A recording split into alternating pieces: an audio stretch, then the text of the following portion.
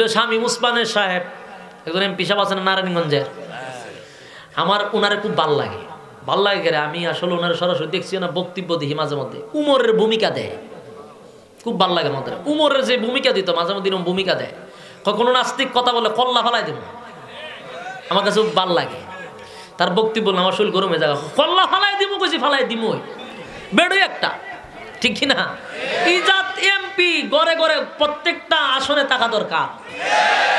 হয় আমি যে কোনো দল করি, কিন্তু আমার নবীর বিরুদ্ধে কথা বলে কল্লা ফালাইয়া দিব, বেড়ই একটা বেটার সারাটা, ঠিক কিনা? শামীম উসমান সাহেবকে ধন্যবাদ জানাই। এই লোকটাকে আল্লাহ যেন দিনের দায়ী হিসাবে কবুল করে। ভালো এরকম লোক, কিছু রাগান্বিত লোক থাকা দরকার, উমরের মতো কিছু গর্জন দেওয়া দরকার। এই মিয়া সবাই তো পার্লামেন্টের সদস্য, কয়জনের প্রশংসা করে, কিন্তু এরকম কিছু কথা বলার কারণে সে প্রশংসনীয় একজন লোক হয়ে যায়। ওলামায়ে কেরামদের খুব প্রিয় একজন লোক হয়ে গেছে। কেন? নাস্তিকের বিরুদ্ধে সে কঠিন বক্তব্য রাখছে। করুক আর না করুক, বক্তব্যটা তো দিছে, তো ধন্যবাদ জানানোর দরকার না? আর তো কয়েকটা আছে আরো ফককে কথা কয়, কাদিয়ানির ফককে কথা কয়।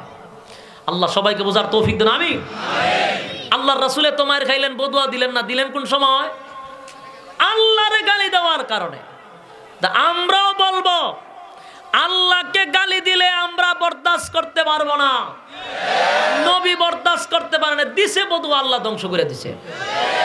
অথচ নবীর মায়ের খাইছে, কোনোদিন বদুয়া দিছে না। কথা বুঝতে পারছেন?